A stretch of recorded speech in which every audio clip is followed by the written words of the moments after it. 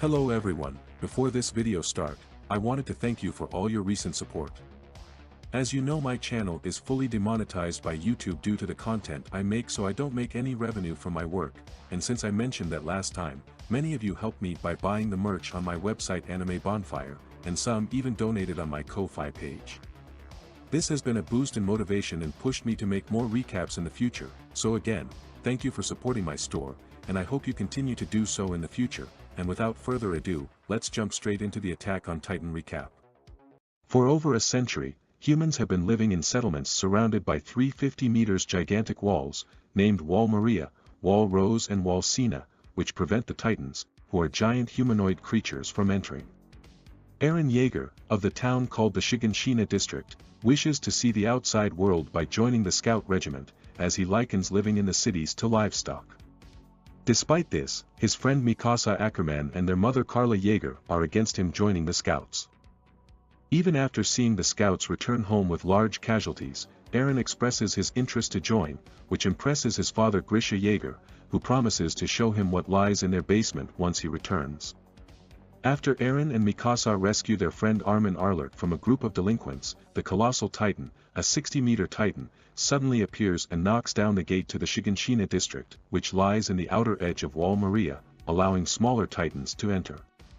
As the town erupts into mass panic, Eren and Mikasa rush back to their home, only to see Carla pinned under their collapsed house. As a smiling Titan approaches them, Carla begs them to flee, but they refuse until city guard Hannes arrives and assures them that he will defend them. However, as he charges towards the Titan, he is overcome with fear and takes Eren and Mikasa away. Eren watches in horror as a smiling Titan eats Carla, and Hannes apologizes to him for not saving his mother, admitting he was afraid of the smiling Titan and that both Eren and Mikasa are still weak children. Some of townsfolk of the Shiganshina district escape to the inner Wall Maria, while the soldiers try to hold off the Titans. The soldiers try to close the gate, but the armored Titan rams the gate, breaching the inner Wall Maria, and causing those inside to retreat even further inside Wall Rose. Some time later, Eren has a strange dream in which his grieving father forcefully gives him an injection in his ki before being woken up by Mikasa. Eren grows disgusted with the people of Wall Rose, as the latter do not like sharing their food or homes with the refugees. During the next year, as a food shortage becomes apparent, the government orders the refugees to either work on the farms or fight to reclaim Wall Maria. About 250,000 people, 20% of the populace, choose to fight, only to be wiped out by the Titans. Eren vows revenge and joins the army along with Mikasa and Armin. The drill instructor Keith Sades inspects the new recruits of the 104th Cadet Corps and provides a barrage of verbal insults, but when he comes across Sasha Browse, who is eating a potato, he punishes her by having her run around the camp until sunset and not giving her any food or drink. Eren develops a rivalry with Jean Kirstein, who desires a safe and easy position in the military police regiment within the inner city walls. The recruits train on an omnidirectional mobility gear apparatus, where they have to balance themselves while suspended on cables. After Eren has trouble balancing, he asks Reiner Braun and Berthold Hoover for help and discover they too are among the few who have personally encountered Titans. The next day, Eren balances on the apparatus but falls, but Keith discovers that Eren's apparatus was defective and passes him after a retry with different equipment. 5 years since Wall Maria fell. Keith evaluates the recruits for their strengths and weaknesses, and after training in hand-to-hand combat with Reiner and Annie Leonhardt, Eren learns later that night that Jean and several other recruits hope to join the military police regiment to avoid having to fight Titans. On graduation day, Eren and Mikasa rank among the top 10 of their class and they are eligible to join the military police regiment, but Eren declines and announces that he is joining the Scout regiment on the front lines, leading Armin and Mikasa to join him. They are assigned to the Trost district, one of the cities which is at the outer edge of Wall Rose, where they discover other classmates have joined. The Colossal Titan appears and breaches the gate, and once Eren regains his composure, he takes command and orders a counterattack. The Colossal Titan destroys the wall's cannons, but it vanishes into a burst of steam before Eren prepares to attack its weak point. The military police regiment scrambles to evacuate the people of the Trost district and set up defenses before the Titans enter the city. Assigned by Commander Kits Warman of the Garrison Regiment to different squads, Mikasa helps with the evacuation, while Eren and Armin provide backup at the front lines. With the Titans now in the city, Eren recalls his lessons that in order to kill a Titan, they must strike the nape of its neck. As Eren and Armin's squad attack, their comrades are killed or eaten by the Titans one by one, with Eren himself losing his left leg. Armin, paralyzed with fear upon seeing his comrades' fates, is picked up by a bearded Titan and almost swallowed, but Eren, recalling when he and Armin wished to see the world outside the walls, manages to drag and toss Armin out of the bearded Titan's mouth at the last moment.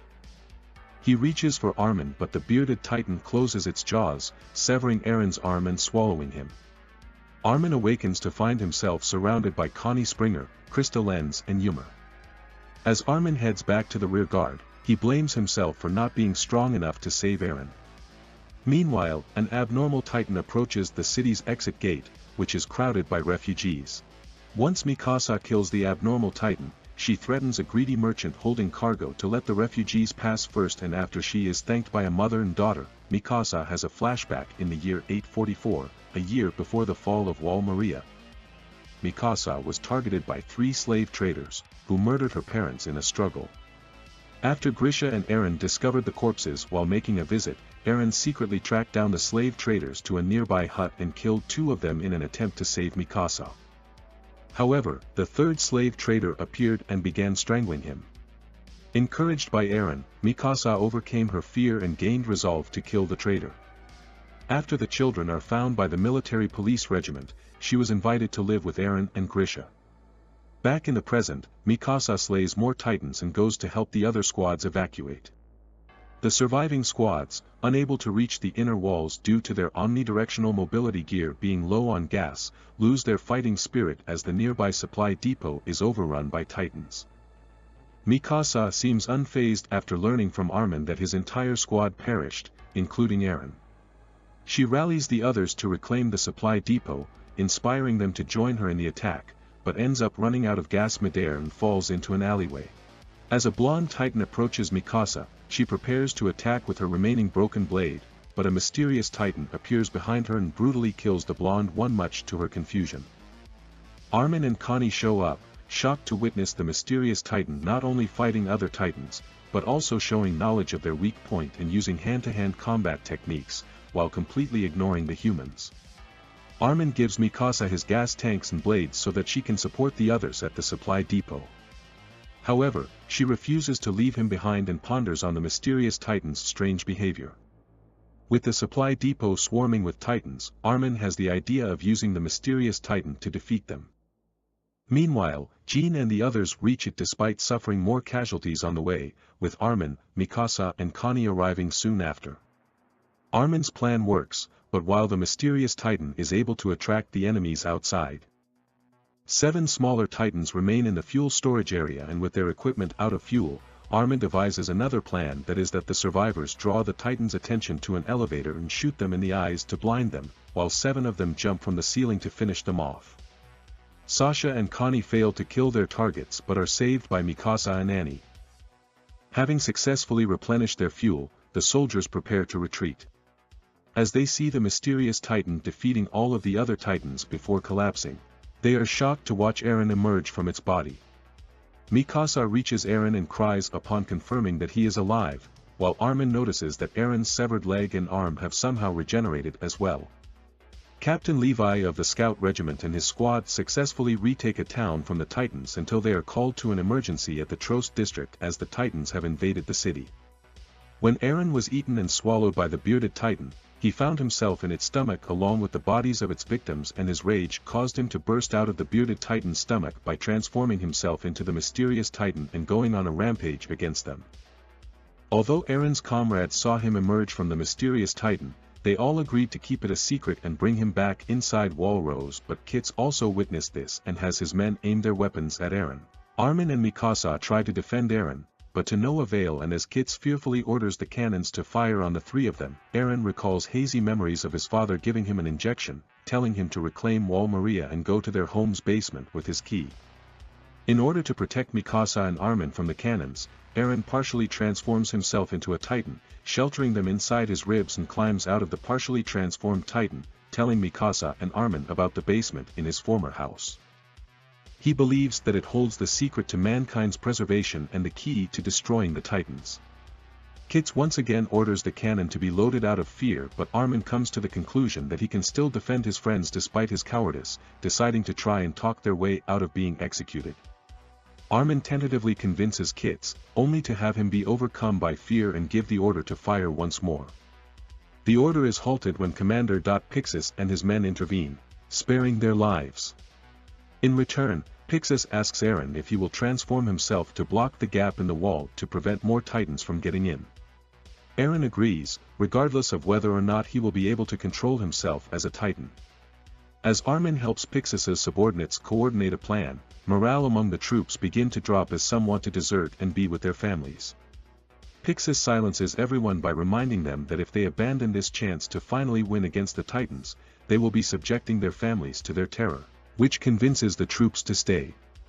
Claiming that Eren is the result of a secret project to turn humans into Titans, Pixis plans to have most of the troops gather at a far corner of the Trost district to lure most of the Titans away while Eren as a Titan carries the giant boulder to seal the hole.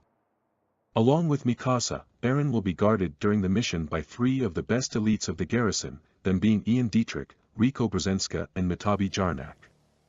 As they approach the giant boulder, Rico, who is doubtful of the mission's success and does not completely trust Eren, reminds him that many lives are at stake. Finally reaching the boulder, Eren transforms himself into a Titan, only to suddenly attack Mikasa. She tries to reason with him while he is a Titan, but to no avail, and Eren continues his attack and accidentally incapacitates himself, slumping to the ground. The squad protecting Eren sends up a red flare to signal that the plan has failed, much to the dismay of the troops observing from the wall. As Armin heads toward Eren to investigate, the elite squadron argues and eventually agrees to protect Eren instead of abandoning him, still recognizing him as a valuable military asset. During the operation, Jean is separated from Connie and Annie after his omnidirectional mobility gear malfunctions, forcing him to hide from 2 Titans in a building. Armin reaches the unconscious Eren, but Mikasa calls to him, warning that he is in a dangerous state. Armin plunges his sword into Eren's left arm, which briefly awakens him, and as he speaks to him of the outside world and reminds him of his promise to kill all the Titans, Eren leaves his dreamlike state and regains control. Jean manages to acquire another set of omnidirectional mobility gear from a dead soldier and escapes, thanks to Annie, Connie and Marco distracting the Titans. With Eren as a Titan carrying the boulder towards the gate, Ian orders everyone to protect Eren from the Titans at all costs. Eren finally blocks the open gate with the boulder, and Rico fires a yellow flare to signal that the operation was a success. As Armin tries to pull Eren from his Titan body, they are cornered by 2 Titans, but Levi saves them in the nick of time. All Titans remaining in the Trost districts are eliminated except 2, which are captured for research. Jean, Sasha and Annie all mourn the deaths of their fellow comrades among several casualties.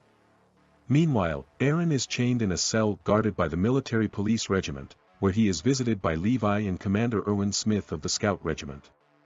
After listening to his story and reasons for wanting the Titans dead, Levi allows Eren to join his squad under his command, though Eren is warned that Levi would personally kill him if he ever betrays the squad or loses control again. The populace is divided over whether Eren is their savior or their end. Eren is brought to a military tribunal to be judged by Commander-in-Chief Dalis Zachary, who will decide whether Eren should be given to the military police regiment or the scout regiment, both of whom have their own reasons for wanting him. The military police regiment wants Eren killed as he is seen by them as a menace, while the scout regiment wants to use him to retake Wall Maria. Becoming furious upon hearing from a merchant that Mikasa is accused of being a Titan as well, Eren calls out the military police regiment and their supporters for their cowardice. Levi brutally beats down Eren in retaliation, but he does not transform into a Titan, and Levi uses this to show to the court that the scout regiment can control Eren, and proposes that Eren is to be made part of his squad. In the end, Zachary gives Eren to the scout regiment, where Erwin and Hange Zoe welcome him. As Eren is getting treatment for his wounds, they discover that he grew back a tooth knocked out after being beaten down by Levi. Levi and his Special Operations Squad, composed of Jin, Oro Bozad, Petra Rahl and Gunther Schultz, bring Eren to the old Scout Regiment headquarters, where Eren will learn to control his Titan powers under their watch. As Levi orders the castle to be cleaned, Petra assures Eren that Levi does care about the people under his command despite his rude and harsh demeanor. Meanwhile, Erwin and Mishi Zacharias discuss the new recruits joining the Scout Regiment and how they must prove Eren's usefulness to military command within a month. Hange asks Eren to help her in her experiments with the two Titans they have captured, which she named Sonny and Bean. She has an obsession with Titans where she treats them like people despite the many times she puts herself in danger. It is revealed that the Titans need sunlight to survive and their bodies are disproportionately light despite their size. The next day, the Scout Regiment discover that Sonny and Bean have been killed, and as Hange mourns for them, the Scout Regiment deduce that the culprit is a soldier who escaped using their omnidirectional mobility gear, which makes Eren wonder who their true enemy is. As the recruits are investigated over Sonny and Bean's deaths, Annie, who will be joining the military police regiment later, gives advice to Armin and Connie that it is their choice to decide on which military division they should join. The 104th Cadets are later greeted by Erwin at the decision ceremony, where he tells them that the goal of the Scout Regiment's expedition in the following month is to reclaim the Shiganshina district and find the secret hidden in the basement of Eren's home. After telling the recruits of the Scout Regiment's high mortality rate during each expedition, Erwin tells the recruits that they may stay and join them or leave to join the other branches. Most recruits leave, but Jean joins the Scout Regiment in honor of Marco, with others joining him as well, including Mikasa, Armin, Reiner, Berthold, Connie, Sasha, Krista and Emer, despite their fears. As the Scout Regiment prepare themselves for the expedition, Eren is reunited with his friends and learns what happened to the others. Jean questions whether Eren can truly control his Titan powers as they are risking their lives for him. With everything ready, the Scout Regiment begin their 57th expedition beyond the walls. As the 57th expedition gets underway, the Scout Regiment assemble into their long-range scouting formation, wherein the scouts spread out around the main wagon train and report by flare gun if Titans are nearby so the group can alter course to avoid conflict with them if possible. After Armin's squad manages to kill an abnormal Titan, a female Titan suddenly appears from the right flank at high speed. Much to Armin's shock, the female Titan's body withstands their blades and is intelligent enough to kill his seniors easily. The female Titan captures Armin, but after removing his hood and seeing his face, she leaves him alive and continues running. Armin is picked up by Reiner and Jean, who reveals that their right flank was wiped out by the Titans. Armin then realizes that the female Titan is possibly another intelligent Titan like Eren. When the three of them give conflicting locations for where Eren is in the formation, they realize the female Titan's target is Eren and that they must stop her. Avoiding their failed attempts to attack, she leaves them and heads towards the center group. Armin, Reiner and Jean are left stranded after their encounter with the female Titan. They are left with only one horse, but they are soon saved by Krista, who arrives with extra horses. They wait for the order to withdraw, but to their surprise, they discover that the operation is continuing, albeit heading in a different direction. Meanwhile, news reaches the center group about the annihilation of their right flank by the female Titan as she continues to wreak havoc within the formation. The whole formation soon reaches the forest of giant trees with only the center row entering, while the rest defend the forest from Titans. Eren realizes something is wrong when his squad has no idea what Erwin's orders are and what Levi is doing. As the female Titan chases at their heels, the squad desperately await Levi's command to attack, but Levi fires a noise round and tells the squad to keep moving forward, and with more of the rearguard being killed by the female Titan. Eren begs his squad to let him fight, but they tell him to trust Levi's decision. Eren recalls when he was unable to transform into a Titan for experimental purposes in front of Hange, Levi and his squad. During a break when he tried to pick up a teaspoon, Eren suddenly partially transformed, leading Hange to deduce that Eren is able to transform into a Titan not by solely injuring himself but also due to his desire to fulfill his goals, leading the squad to apologize to Eren and told him they should trust each other. Remembering this, Eren decides to trust his squad's plan, and it is then revealed that Levi's squad is bait to lure the female Titan into an ambush, where Erwin and his men fire hundreds of grappling hooks to trap her. Soon after, Levi leaves his squad to meet up with Erwin to determine the identity of the female Titan, with no success as she is able to crystallize her skin to prevent them from cutting out the human inside. Armin, Jean and the rest of Levi's squad realize it was Erwin's plan to use Eren as bait to draw out the mole within the army who joined them after the walls fell, and only revealed his plan to those who were part of the scout regiment before the fall. Meanwhile, the others wonder what is happening inside the forest, and Levi taunts the female Titan, prompting her to give a loud scream that draws all Titans in the vicinity towards her. Despite the scout regiment's attempt to stop them, the Titans ignore the humans and eat the female Titan's body in a frenzy, which makes Erwin call off the expedition. However, with no confirmation that the mole has also been eaten by the Titans, Erwin orders Levi to regroup with his squad. Meanwhile, the mole, disguised as a cloaked scout regiment member, attacks Levi's squad and kills Gunther. Erwin tells Hange that it was a mistake to think all intelligent Titans are like Eren, since the female Titan has unique abilities far beyond that of a novice. Elsewhere, the mole transforms into the female Titan and chases after Levi's squad. Armin theorizes that the mole is someone who had seen Eren transform during the invasion of the Trost district, and Eren wants to transform into a Titan, but the squad tells him to trust in their skills and keep moving forward. The others manage to blind the female Titan and attempt to cut off her arms. However, the female Titan quickly regenerates her right eye and kills the three. Believing his comrades and squad's death could have been avoided if he had transformed in the first place, Eren transforms and fights the female Titan in a long battle. The female Titan finally defeats Eren by taking off his head and swallowing his human body. Mikasa attempts to stop the female Titan, but to no avail, and she is later joined by Levi, who tells her to keep their distance, as the female Titan is getting tired. While she distracts the female Titan in order to get Eren back, Levi debilitates the female Titan at high speeds, but injures his leg when saving Mikasa from leaving herself vulnerable. Mikasa then goes with Levi, who retrieves Eren from inside the mouth of the female Titan, leaving it badly wounded and slumped against a tree. The scout regiment retrieves the corpses of their fallen comrades, with Erwin ordering that the lost corpses be reported missing in action. Later, Eren wakes up from a dream of his past and finds himself and the scout regiment back at town safely behind Wall Sina. The townspeople not only berate the scout regiment's ineptitude, but also become enraged and upset at Erwin over the failure of the mission and the casualties that were sustained, but two kids watch the soldier with awe.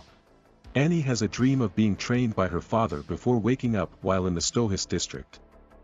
The military police regiment are ordered to escort the scout regiment convoy once they enter the capital. Annie's colleagues Hitch Drays and Marlowe Sand, also known as Marlowe Freudenberg, joined the military police regiment for opposite reasons, one for its current corruption and the other for its possible reformation. After the convoy has entered the Stohis district, Annie is secretly called by Armin in the alleyways before he begs for her help, as he is helping Eren escape the capital, and the one riding in the convoy is actually Jean in disguise. Although declining at first, she finally agrees when Armin believes that she is a good person, and he leads Eren, Mikasa and Annie to a tunnel, but Annie refuses to enter. He finally reveals his suspicion that Annie is the female Titan, noting that she used Marco's omnidirectional mobility gear to kill Sonny and Bean, and that the female Titan did not kill him during the 57th expedition. After Eren and Armin beg Annie to prove them wrong by following them, she laughs and soon transforms using the spike in her ring. A few days before Eren is escorted to the capital, Erwin and Armin told him about a plan to capture Annie, the person shockingly believed to be the female Titan. Back in the present, Eren, Mikasa and Armin manage to escape a tunnel collapse while being hunted by Annie as the female Titan. Eren tries to transform but is unable to, and Mikasa suspects that his feelings for Annie are preventing him to do so. When Eren is trapped in another tunnel collapse, Mikasa and Armin distract Annie away from Eren. Meanwhile, Commander Nile Dock of the military police regiment demands an explanation from Erwin on what is happening as his men hold him at gunpoint. Mikasa and the rest of the scout regiment distract and try to capture Annie, while Armin and Jean attempt to free Eren from the rubble. Armin tells Eren that he has to fight Annie as anyone who refuses to sacrifice can never change anything. As Eren thinks about what Armin said, he remembers his hatred for the smiling Titan who killed his mother and finally transforms into a Titan and charges at Annie, punching her into a cathedral and stampeding towards her in rage. Inside the cathedral, a group of worshippers are crushed to their deaths, leaving the surviving priest awestruck. Eren and Annie fight each other in their Titan forms throughout the Stohis district, causing destruction and civilian deaths. Erwin, who accepts responsibility for the damage his plan has caused, is arrested by Nile, who orders the military police regiment to help evacuate the civilians. After exchanging several blows, Annie is overpowered by Eren and attempts to escape by climbing up Wall Sina. But Mikasa cuts off her fingers and sends her falling. Eren prepares to eat Annie but Levi stops him as Annie must be captured alive for interrogation until she is seen crying and her body starts encasing itself in crystal before she recuperates in human form. Erwin attends a government inquiry to clear his name, explaining that he kept his plans secret to prevent leaks, despite the casualties during his plans. His new plan is to find intelligent Titans and use them to launch a counterattack against the Titans. Eren stays with the scout regiment, and Annie, who is comatose inside the crystal, is put under custody. In the epilogue, a piece of Wall Sina crumbles, revealing the face of a Titan within the wall. Hange and their team discover a Titan sealed inside the wall, causing Pastor Nick of the Wall cult to arrive and urges the team to cover it from sunlight with sheets. However, Pastor Nick refuses to tell Hange why it is there, even after they threaten to kill him, leading Hange to suspect that there are more Wall Titans hidden within the walls. Meanwhile, Erwin Smith is informed that Wall Rose was breached and Titans are roaming inside. 12 hours earlier, the rest of the 104th Cadets are stationed at an outpost when Titans are seen advancing from the south. Mishi Zacharias orders the soldiers and cadets to spread out and inform the nearby villages and the capital about the Titans while he stays behind to delay them. Mishi buys enough time and prepares to escape, but is captured by a beast Titan, which is ape-like in appearance and capable of speaking. Mishi hesitates to respond and the beast Titan inquires about his omnidirectional mobility gear, so the beast Titan strips Mishi of his gear and leaves him to be eaten by the other Titans. Armin, Arlolt and Hang each deduce that the Wall Titans sealed within the walls provided strength, and the scout regiment depart from the Stohis district to deal with the Titans that appeared inside Wall Rose, and Hange takes Pastor Nick along, intending to gain more information from him. Meanwhile, Sasha rushes to Dopper in order to warn her father and the villagers. She arrives to find the entire village deserted except for a woman being eaten by a Titan, and her daughter nearby in a state of shock. Sasha takes the girl and flees, but they are chased by the Titan. Deciding to stay and fight while urging the girl to run away, Sasha succeeds in blinding the Titan with her arrows just as a group of villagers, including her father and the girl, return to pick her up. Meanwhile, Connie Springer and his group arrive at Ragako, only to find that it had already been attacked by Titans. Upon reaching his house, Connie discovers a Titan on its back trapped inside, and he wonders how it was able to travel so far from the walls since its legs seem too feeble to support its body. Connie learns from Lin and Jelgar that his family could still be alive since there are no traces of carnage, but before Connie rejoins his group to find the breach in the wall, he is startled when the Titan in his house faintly speaks and welcomes him back home. Elsewhere, Krista Lenz tells Ymir not to worry about her when the latter asks Nanaba and Henning to allow the two to leave their group. Both groups eventually meet up at nighttime, discovering that no breaches occurred at the walls and deciding to rest up at Castle Utgard. Eren learns from Hange he could learn how to seal the breach in the Shiganshina district, seeing as the crystallized skin from Annie Leonhardt as the female Titan is the same material from the walls. Pastor Nick eventually reveals to Hange that Krista is the key to finding all the answers, and soon after, Sasha arrives and hands Hange a scroll from Erwin, advising her and the scouts to head to Castle Utgard. In the meantime, the Beast Titan leads the other Titans to attack Castle Utgard. This prompts Nanaba, Henning, Lin and Jelgar to defend the 104th Cadets. 2 hours before the attack by the Titans at Castle Utgard, the 104th Cadets rest as their seniors keep watch, where Connie mentions that the Titan he encountered at Ragako resembled his mother, but Ymir plays it off. Rainer Braun becomes suspicious when she is able to read the unknown language on a food can labeled herring. The Titans soon appear, and the senior soldiers hold them off from the outside while the 104th Cadets defend themselves against smaller Titans that have breached the castle. In the process, Reiner has his arm badly injured after it is bitten by a Titan, and after clearing the area, the Beast Titan throws chunks of wall rose at the castle, killing the group's horses.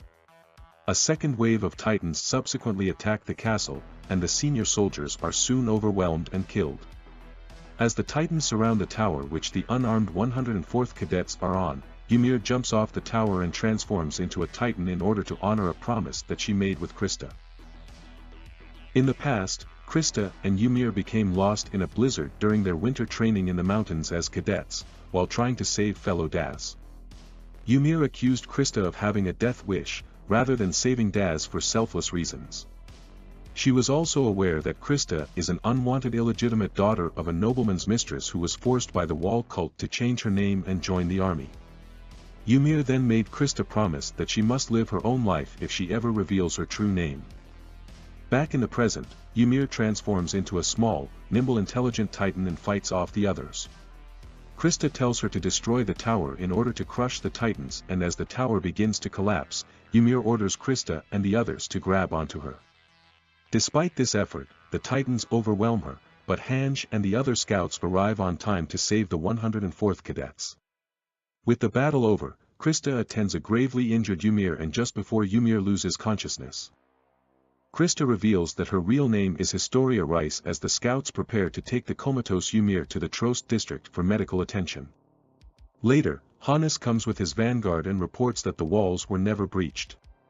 Before leaving for the Trost district, Eren learns that Reiner and Bertholdt are the Armored Titan and the Colossal Titan, respectively.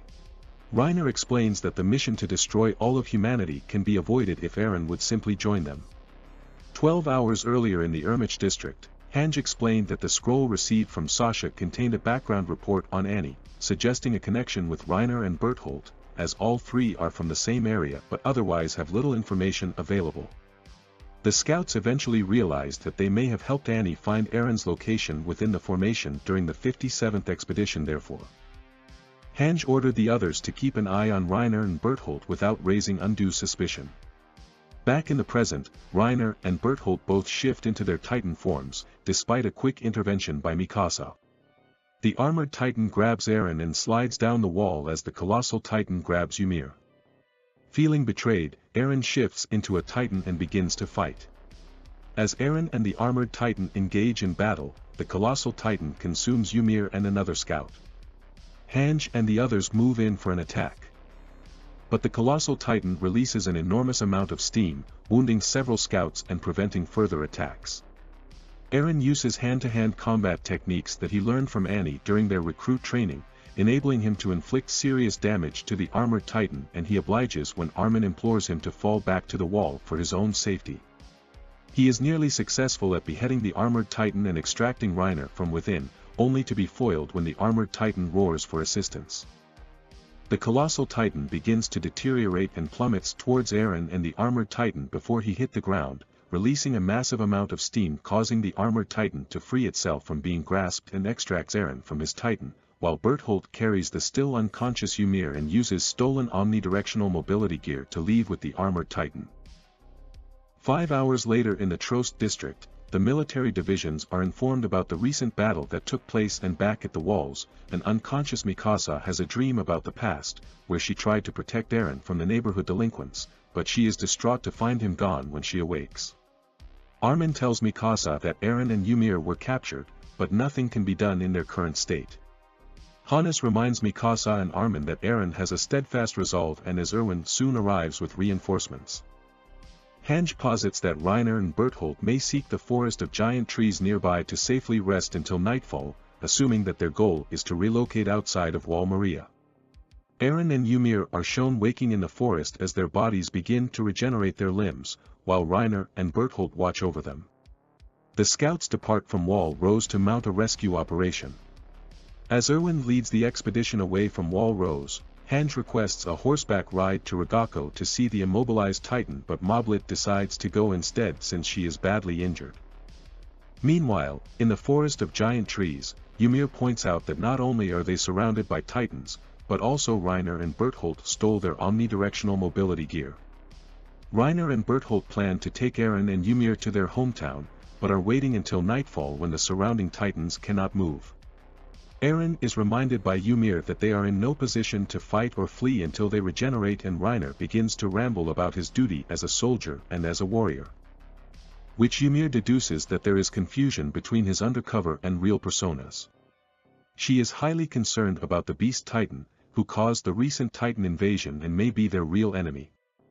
Reiner then uses Ymir's concern for Historia's safety as leverage to drive a wedge between Eren and her, and the discussion is interrupted by the sound of flare guns, signaling the arrival of the scouts. Moblit arrives at Ragako and recognizes the disabled Titan as Connie's mother after seeing a portrait of his parents. At the Forest of Giant Trees, as Eren is restrained, Ymir says that Reiner and Bertholdt must take Historia with them. In a flashback, Ymir was worshipped by a cult under supposed royalty, and the cult was later apprehended and punished by soldiers, in which she was injected with something and thrown off a wall, resulting in her transforming into a pure Titan. Ymir spent the next 60 years as a Titan until she ate Marcel, a childhood friend of Reiner, Bertholdt and Annie, which returned her to human form. She realized that her freedom of accepting her true identity was why she developed such empathy with Historia. In the present, Ymir convinces Reiner and Bertholdt to allow her to transform into her Titan form and take Historia with them. When the scouts enter the forest, Ymir finds and swallows Historia before rejoining Reiner, who transforms as the armored Titan, while Bertholdt, Eren and Ymir climb on its shoulders. As they flee at the edge of the forest with the scouts in hot pursuit, Ymir regurgitates Historia and exits her Titan form in order to explain her seemingly selfish actions to her. The scouts close in on the armored Titan, but Mikasa is foiled when the armored Titan blocks her from attacking Bertholdt and saving Eren. The other 104th cadets arrive to reason with Bertholdt, but he professes that there is no turning back from their mission, despite being their comrade. Erwin uses himself as bait to lure a group of Titans charging towards the scouts chasing the armored Titan. And the scouts are ordered to scatter their formation and charge at them. The armored Titan is consequently attacked, forcing it to defend itself and release Eren and Bertholdt. Despite Erwin's right arm being bitten off, and Mikasa being injured, Armin manages to distract Bertholdt, allowing them to rescue Eren. Connie and Sasha retrieve Historia, claiming that Ymir is lying about her recent actions. The scouts' retreat is blocked and the armored Titan throws Titans at them, knocking Eren and Mikasa off their horse. They then come face to face with the smiling Titan, who originally ate Eren Yeager. The scouts are at a loss as more Titans surround their position. Hannes sacrifices himself protecting Eren and Mikasa from the smiling Titan. After Eren breaks down from failing to transform, Mikasa rekindles his spirit by telling him what he means to her, and he vows to protect her. As he comes in contact with the smiling Titan, he activates an unknown power within him that causes the surrounding Titans to devour it. Ymir realizes that Reiner and Bertholdt want Eren because he possesses the ability to control other Titans. The surviving scouts escape after Eren causes the Titans to go after the armored one, and Ymir decides to leave Historia in order to save the armored Titan and Bertholdt from the Titans. A week later, Hang and Connie give a report to Erwin, Levi and Pixis, which reveals that the Titans that appeared within Wall Rose were the citizens of Ragako. Remembering how many died to rescue him, Eren vows to use his new power to help humanity, while Erwin is determined to learn more of the truth behind the Titans. Elsewhere, the Beast Titan looks out from atop Wall Maria, as a mysterious blonde man with glasses emerges from its back stating, "Not just yet." The newly reformed Levi squad, now composed of Eren and his 6 remaining cadet friends, are camped out in a remote cottage where Hange carries out experiments on Eren to test his Titan abilities. She reports that Pastor Nick has been tortured and murdered in the Trost district barracks, but she accuses the military police's 1st Interior Squad of being responsible. Levi suspects that someone in the government has their sights set on destroying the Survey Corps and concealing the secrets of the Titans. After Nephi delivers a message from Erwin, who has been arrested by the military police, Levi has the scouts abandon their hideout only shortly before the military police arrives to raid it. Levi figures that the government is after Eren and Historia, and he decides to head back to the Trost district. Before Hange leaves with Moblit to go after Erwin, Eren gives her a written copy of the conversation he recalled between Ymir and Berthold. The scouts arrive secretly back in Trost, and Jean and Armin, disguised as decoys for Eren and Historia, are soon abducted by Dimo Reeves, who was hired by the interior police. But Mikasa and the others easily rescue them and capture their kidnappers. Meanwhile, Levi shadows Eren and Historia's transport from rooftops with Nifa and 2 other soldiers from Hange's 4th Squad. He instinctively feels uneasy and tells Nifa about Kenny the Ripper, a notorious serial killer he knew in the past, when suddenly Kenny and his henchmen appear and ambush them with slug guns, killing Nifa and the rest of her team before confronting Levi. Kenny, now working for the 1st Interior Squad, pursues Levi with members of his anti-personnel control squad. Kenny force him into hiding in a tavern, but he escapes after shooting Kenny with the bar owner's musket and killing several of his men. Nearby, Mikasa and the other scouts hear the commotion and are forced to defend Historia and Eren's wagon, which involves killing human attackers, something they have never done before. Armin is traumatized after his first ever kill is Jean's female attacker when she faltered. However, the attackers overwhelm them and kidnap Historia and Eren with tranquilizer darts. In the capital city Mitras, the royal government receives a message from Lord Rod Rice that Historia and Eren have been captured. Following their savage battle with Kenny's group, Armin and the others are traumatized from having to kill other humans, after which Levi consoles them. They interrogate Dimo Reeves, who was coerced into helping the military police but now fears for the future of his company and the people in Trost, so Levi offers him protection in exchange for his help. Elsewhere, Heng approaches Erwin to help, suggesting that Eren will be eaten if they do not rescue him. With Reeves' assistance, the scouts capture some interior squad soldiers Jel Sands and Ralph, who murdered Pastor Nick, and torture them about the whereabouts of Historia and Eren. They discover Historia is the real heir to the throne and conclude she is being held by her father, Rod Rice. Later, Reeves is killed by Kenny for betraying him, unaware that his son, Flegel, witnessed it when hiding in the shadow. In a flashback, Historia tells the scouts of her upbringing on the Rice estate inside Wall Rose, her estrangement from her mother, Kenny's execution of her mother and her being forced to adopt the identity of Crystallen's. In the present, Rod heads back to his family estate with Historia and Eren while Hange explains to the scouts that Eren will be eaten to acquire his Titan powers and abilities. Meanwhile, Erwin explains to Commander Pixis his plans of a bloodless coup d'etat to overthrow the corrupt royal government, so Wall Maria can be retaken. Erwin gains Pixis' support after telling him that Sans confessed that the current king is a fraud, and the scouts plan to have Historia enthroned as queen.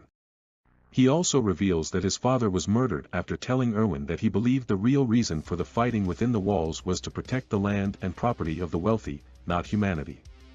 To insulate the other scouts, Erwin then surrenders to the military police who frame him for the murder of Reeves after he appoints Hange as his successor. Outside the city, Squad Levi split up and head for the Rice estate to prepare for their rescue mission of Historia and Eren, but they are being tracked by the military police. They captures the 2 soldiers tracking them, who happen to be Marlowe and Hitch, Annie's friends in the military police. After learning the truth that Annie was the female Titan and the scouts are being framed, Marlowe and Hitch agree to help them by telling them of an outpost that is the least guarded by the military police. Squad Levi subdue the soldiers at the outpost while Levi tortures the interior police officer in charge for Eren and Historia's location. Meanwhile, Hange rescues Flegel from the military police, who are trying to kill him to cover the truth that his father was killed by them.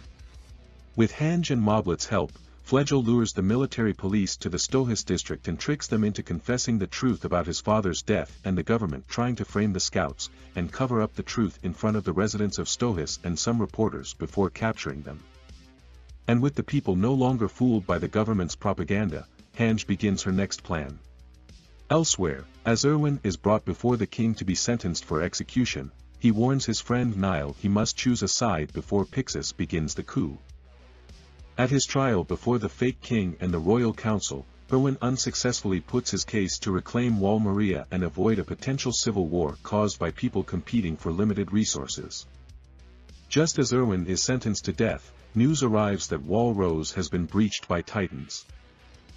However, rather than allow Wall Rose refugees shelter within Wall Sina, the council orders the gates closed, sacrificing the entire population. A disgusted Nile refuses to obey the order, and Chancellor Darius Zackley arrives with his troops, revealing the news of the breach was a ruse. With the council's self-interest and disregard for human life now revealed, Pixis announces the military will take over the government and publish the news in the press. Later, the remaining scouts receive the news and Hange tells the others about the mysterious deaths of Rod Rice family at their chapel. Meanwhile, in a crystalline cavern, a chain-bound Eren is approached by Historia. Historia assures him that her father has good intentions even though he created problems for the scouts and killed Pastor Nick. Rod then instructs Historia to touch Eren, triggering subconscious memories which leave Eren traumatized from learning that he was turned into a Titan by his father Grisha and ate his father on the night he received the basement key. The process also unintentionally triggers Historia's memories of a young woman named Frida, whom Rod reveals to be Historia's half-sister, who erased herself from her memories. Rod explains that Frida possessed the founding Titan power inherited in their family, before Grisha, who was also a Titan shifter, devoured her for it while slaughtering her 4 siblings and mother. Later, Kenny arrives and updates them on the coup before preparing to defend the crystalline cavern beneath the Rice Chapel with his men. Meanwhile in the capital, Pixis reveals to Erwin that the Rice family possess the power to alter people's memories, and Erwin leads a force out to rescue Eren. As Kenny prepares his defense, he recalls his grandfather saying that the Ackermans were once bodyguards to the Rice royal family but were exiled as the Rice memory-altering powers had no effect on them. Squad Levi finds a hidden trapdoor in the floor of the Rice Chapel, and they storm into the cavern to engage Kenny and his anti-personnel control squad, forcing the enemy to retreat back into their final defensive position. Meanwhile, Rod explains to Historia that the cavern and city walls were built a century ago by their ancestor, who used the founding Titan's power to erase the memories of all citizens except a few immune bloodlines. Generations later, Frida inherited the founding Titan and the memories of their world before the walls. Rod explains that Frida metaphysically lives on within the founding Titan, with Historia realizing that she must become a Titan and eat Eren to see her sister again. When Kenny arrives and overhears that only those of the Rice bloodline can use the founding Titan's power, he furiously confronts Rod and decides to wound Eren so Historia will have to fight Eren to acquire the power. Historia is about to inject herself with the Titan serum when she sees Eren is too guilt-ridden to resist. She then remembers Ymir's wish for her to live a prideful life, and realizes that Rod's true intent is restoring his family's power, and the will of her ancestors to preserve the status quo will consume her like it did with Frida and those before her. Historia then angrily refuses to proceed, breaking the syringe and slamming her father into the ground, breaking his back, before grabbing the keys to free Eren. Desperate, Rod licks up some of the serum from the broken syringe on the ground and transforms into a massive Titan. Squad Levi break into the cavern and help Historia free Eren before being cornered by the Titan Rod Rice, whose gigantic size causes the cavern to collapse. While Kenny and his squad are being crushed by falling boulders, Eren drinks a serum that allows his Titan form to harden and prevent the ceiling from falling, saving his friends. The scouts retrieve Eren from his crystallized Titan body and head back towards the Orvid district at Wall Sina. Meanwhile, Rod's Titan crawls towards Wall Sina with no one able to get close without being incinerated by body heat that is burning everything in his path. After some discussion over how to handle the situation, everyone agrees that Rod must be killed. Returning to the Orvid district, Levi reminds Historia that since she has royal blood, she must become the queen to complete the transition from the old government.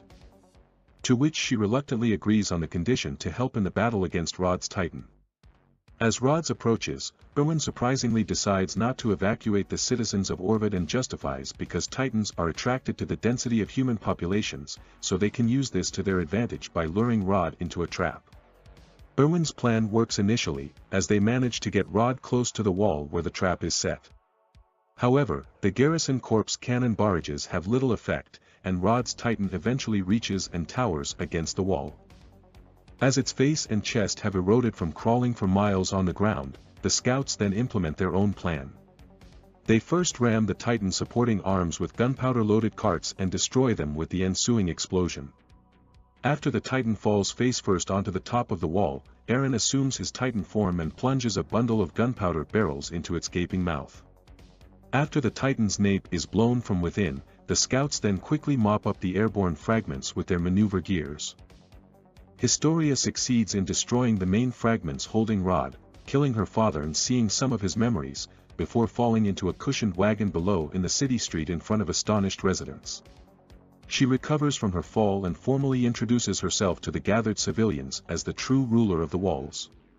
Back at the Rice estate, a mortally wounded Kenny recalls events in his past before being found by Levi. He remembers his capture many years earlier by Yuri Rice in his Titan form, pledging loyalty to the family after Yuri begged his forgiveness for the Ackerman family's persecution, bringing up his dead sister Kachel's son Levi and teaching him the ways of a killer, becoming leader of the clandestine anti-personnel control squad, and wondering if the Rice family's power could grant him the luxury of being compassionate. Kenny then explains to Levi why he has not injected himself with the Titan serum he stole from Rod Rice's bag, and Levi presses Kenny to reveal what he knows about Titans and his own family. With his dying words, Kenny reveals himself as Levi's uncle before handing him the package containing the Titan serum. In the capital, Historia is crowned queen with Levi congratulating her while thanking the scouts for their effort in killing the Rod Rice Titan. Meanwhile, the Beast Titan defeats Reiner and tells him and Berthold that they will locate the coordinate as their next objective, overruling the pair's desire to find and rescue Annie Leonhardt. 2 months after Historia's coronation, the military have purged remaining traces of the old regime, and they also gained an abundant supply of crystals from the Rice estate. Meanwhile, Eren perfects his Titan hardening ability, and Hange develops a new guillotine weapon nicknamed the Executioner from Hell that allows defenders to easily kill Titans without loss of human life. Eren realizes that Training Corps Commander Keith Shades was the man who knew his father Grisha in his memories, and the scouts visit him. Keith tells them that he met Grisha, who claimed to have suffering from amnesia, almost 20 years ago outside Wall Maria. Grisha learned about life within the walls, offered to work as a doctor, and later married Carla. During the fall of Shiganshina, after learning about his wife's death, Grisha took Eren into the woods where Keith later found the boy alone wearing a key around his neck. Keith resigned as commander of the Survey Corps out of the guilt of losing his men because Grisha praised him of being special and he believed it. After hearing his story, Eren claims he is merely the son of a special man, and the scouts make preparations to retake Wall Maria. Hange is unable to analyze the Titan serum's formula because of its volatile nature. So Erwin entrusts it to Levi in the event it must be used to turn someone into a Titan. Erwin confirms arrangements are in place to retake Wall Maria, then he reveals a secret plan to use the scouts to search the Yeager family's basement. After the rest of the lieutenants leave, Levi tries to convince Erwin to remain behind and let Hange command the scouts, but Erwin insists on leading the operation. On the night before their mission, Eren, Mikasa and Armin reminisce over their past and reflect on their hopes for a future of life beyond the walls. On the day of the expedition to retake Wall Maria, the people of Trost gather to cheer on the scouts and wish them success, and as the scouts ride out, Berthold and Reiner stand guard on Wall Maria. The Survey Corps treks through the forest under the darkness of a new moon, planning to retake the Shiganshina district in order to reach Eren's basement. On the way, they see a sleeping Titan but manage to pass by without waking it up. The group arrives at the seemingly empty district and Eren easily blocks the hole in the outer wall with his Titan hardening ability. Before Eren plugs the hole in the inner wall, Armin discovers a recently abandoned campsite and is given command to search for enemies planning an ambush. Armin assigns members of the Survey Corps to search for cavities within the walls, and before long, Reiner bursts from a disguised hole in the wall and transforms into the armored Titan.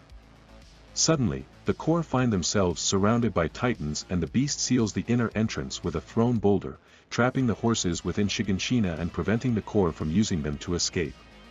Reiner, as the armored Titan, initially begins climbing up the wall towards the Survey Corps when the Beast Titan gives a signal and the 2 to 3 meter Titans within Wall Maria rush towards the wall, targeting the horses to cut off the escape route of the Survey Corps. 3 squads are sent to protect the horses, while the Levi and Hange squads prepare to tackle the armored Titan utilizing thunder spears. Erwin initially keeps Levi and Armin back, to target the beast. Meanwhile, the armored Titan reaches the top of the wall and encounters Erwin waiting for it, but suddenly Eren transforms into his Titan form and flees. The armored titan takes the bait, abandoning its target of the horses and chases Eren. They engage in a battle of force and wits as each tries to gain the upper hand. But Eren's training of hardening his hands pays off as he temporarily weakens the armored titan. Hange and her squad then attack it with thunder spears, aiming for the nape of the neck. Their initial attack weakens the titan, so they follow up with a barrage of the spears in an attempt to finally destroy him. As Berthold waits in his hiding place, he thinks back to the Battle of Trost where he, Reiner, and Annie were forced to leave a defenseless Marco to be eaten by titans after he overheard their strategy to stop Eren from plugging the hole in the wall. Berthold then recalls himself and Reiner meeting with the blonde man in Shiganshina some time before the Survey Corps arrive, with Reiner criticizing his friend's lack of commitment. Back in the present, the armored titan lets out a roar, signaling the beast to throw a barrel containing Berthold into Shiganshina. Seeing Reiner down, hoping his friend can hear him, Berthold does not immediately transform and instead confronts the scouts. Armin attempts to negotiate with him, but Berthold reveals to have found his resolution and intends to kill everyone before swinging himself high into the sky to transform into the colossal titan, creating a massive fiery explosion. With the fate of Hange and her group ambiguous, Armin hesitates over attempting an attack or retreat as the colossal titan begins to advance towards the inner wall. Berthold's titan turns Shiganshina into a sea of flames by scattering burning debris, and Armin is frozen by indecision, handing command over to Jean as they head for the river and stay hidden. Outside the wall, the beast pitches a barrage of stones towards the scouts holding the horses outside the wall, shredding buildings and causing casualties among them. Levi has the remainder regroup with Erwin at the wall's base, and back in Shiganshina, Eren vainly tries to stop the colossal titan by grabbing its foot, only to be knocked unconscious when kicked onto the wall. Jean orders Armin's team to attack with thunder spears, but the colossal titan deflects them with a huge burst of steam. The situation looks hopeless before Erwin suggests a counterattack with himself and the remaining recruits as a sacrificial diversion so Levi can kill the beast titan, knowing that he would likely die without ever learning the truth concealed in the basement of Eren's house. Erwin gives a rousing speech to the recruits, convincing them that it is better to die fighting than be killed while hiding from flying rocks, and leads the charge towards the beast titan through a hail of rocks. Erwin is mortally wounded while leading the charge against the beast titan, who expressing mixed feelings while decimating the recruits, and after a brief moment of silence, he is shocked to learn that Levi reached him by taking out the titans on his right flank and is now looking for blood. Levi manages to incapacitate the beast titan and rips the blonde man out after inflicting enough injuries to keep him from resuming his titan form, intending to turn one of the casualties into a titan to feed the war chief to. But the cart titan snatches the blonde man in its mouth and runs off, the man admitting he underestimated Levi while ordering the remaining titans to attack him. Meanwhile, Armin realizes the colossal titan is immobile while using its steam and gives Eren some detail of his plan, while the others hold off a somewhat confused Reiner who lost his most recent memories due to the last attack. The group, joined by Hange, who used 2 of their remaining thunder spears. This is to shatter the armored titan's jaw hinges so Mikasa can use hers to blow Reiner out of his titan body. When Eren's titan form seems to be suffering a concussion, Armin deliberately challenges the colossal titan by having his ODM gear hook into the monster's tooth. Berthold proceeds to burn Armin alive in his steam, learning too late that Armin used himself as a distraction so Eren can harden his titan and, in human form, covertly maneuver himself into position to rip Berthold out of the colossal titan. In the aftermath, Eren drags the limbless Berthold towards the severely burnt Armin, whom Eren recalls has always been braver than perceived to be. Eren finds himself alone with Armin's burnt body and the unconscious Berthold. His reverie is interrupted by the cart titan carrying the blonde man, who asserts that Eren was lied to by his father. The blonde man departs when Levi arrives, still in pursuit, promising to return and save Eren.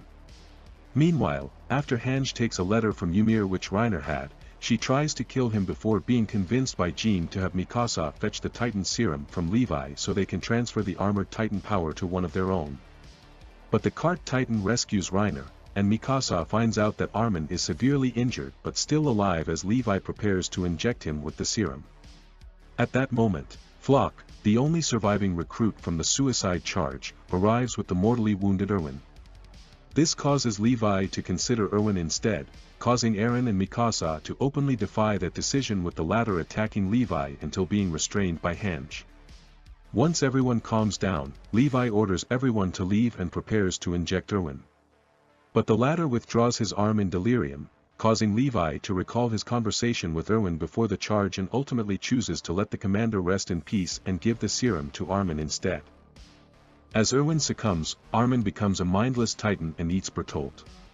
Levi and Hang mourn the deceased Erwin, while the rest of the squad share an emotional moment as Armin emerges healed from his titan form. Armin has a nightmare of a weeping colossal titan, waking up with no memory of the events following Bertholt's transformation, and the 9 remaining members of the Survey Corps huddle around him to explain their situation, with Armin struggling to come to terms with Levi's decision to save him instead of Erwin. Hange, Levi, Eren and Mikasa return to Shiganshina to investigate the basement of what remained of Eren's home. Levi kicks open the basement door when Grisha's key cannot unlock it, the group learning that it actually opens a desk drawer with a hidden compartment containing 3 well-preserved books. The group finds one book holding a picture of Grisha, standing next to a woman holding an infant child who are neither Carla or Eren. An inscription written by Grisha on the back explains the picture to be a photograph created by technology from a land beyond the walls, where people live in luxury. As what remained of the Survey Corps return to the city, Nile Doke confides to the council that Erwin once considered the possibility that there may be humans living beyond the walls. While Eren and Mikasa were held in the stockade after their actions in the aftermath of the Battle of Shiganshina, Eren has a dream of experiencing the life of his father Grisha, starting when he took his younger sister Faye outside the Liberio internment zone for Eldians to watch the Zeppelins. However, they are caught by 2 public safety soldiers. Not wanting to trouble his parents, Grisha took a beating for himself and Faye by Kruger, while his partner Gross offers to take Faye home. But Faye's bloodied corpse is found the next day, with Grisha knowing Gross murdered his sister. Gross lies to Faye's parents, claiming he took her back to the Liberio internment zone, and Faye's father tells Grisha their people's history about Ymir Fritz, who 20 years ago made a contract with the devil of all earth and obtained the power of the Titans. Upon her death, her spirit was split into the 9 Titans who formed the Eldian Empire. They defeated the nation of Marley and ruled over the continent, thus beginning the Dark Ages, when the subjects of Ymir oppressed the other races. However, Marley was able to steal 7 of the 9 Titans and bring them under their control, emerging victorious in the Great War that ended 80 years ago. The Eldian king at the time retreated to the island of Paradis, where he erected 3 walls, taking many of his people with him, but Grisha's ancestors were abandoned on the continent, and can only live there by the grace of Marley. Grisha's father accepts the officers' lie, much to his son's dismay, and in his adult years, Grisha joins the Eldian restoration movement after learning the truth of Faye's death from an Eldian named Grice. The movement is supported by the secret informant Owl, and Grisha learns the Eldians' true history while eventually marrying Dina Fritz, the last remaining Eldian with royal blood on the mainland, and they have a son, Zeke, who appears with them in a photograph.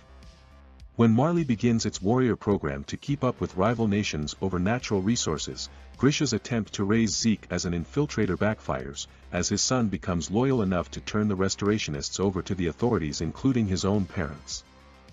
They are then taken by boat to the perimeter wall of Paradis Island for exile as mindless pure titans once injected with titan spinal fluid. Grisha recognizes Kruger and Gross among the squad as Gross kicks Grice off the wall and gives him a head start before turning the others into titans, including Dina, who later becomes the titan that will eventually devour Eren's mother. Gross admits to killing Faye and was about to kick Grisha over the wall, only to be suddenly shoved by Kruger and eaten by a titan. Kruger reveals himself to be both the Owl and a titan shifter as he transforms into the attack titan and annihilates the rest of the public safety soldiers. Armin transcribes Eren detailing Grisha learning the Owl's full name as Eren Kruger, the officer explaining how his desire to restore Eldia led to him participating in his people's persecution to maintain his cover. Kruger then reveals that those who possess the Titan power live for only 13 years, along with the 2 means of succession and the nature of the coordinate, requesting Grisha to infiltrate Paradis and take the founding Titan from the royal family. Kruger explains his reasons of selecting Grisha while advising him to start a new family before proceeding to inject him with the Titan serum, mentioning Armin and Mikasa to his own amazement. In the present, Eren and Mikasa are released from the stockade to participate in a conference among the government. Historia also attends after reading Ymir's farewell letter, glimpsing in her friend's memories as a result. With the evidence presented before the council, Hange expresses regret that their enemies now include other humans in addition to Titans, while stating Eren could command the pure Titans despite not being of the royal bloodline. It was then that Eren realizes that he commanded the pure Titans because he touched Dina's pure Titan form, keeping it to himself out of fear of what the military might do to Historia if he revealed this knowledge.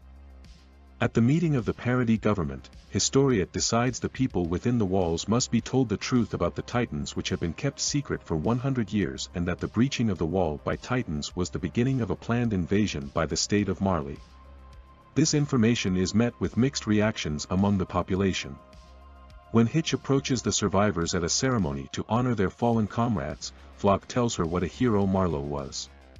He also raises the difficult question of why Armin was given the serum instead of Erwin. A controversial decision even among the survivors.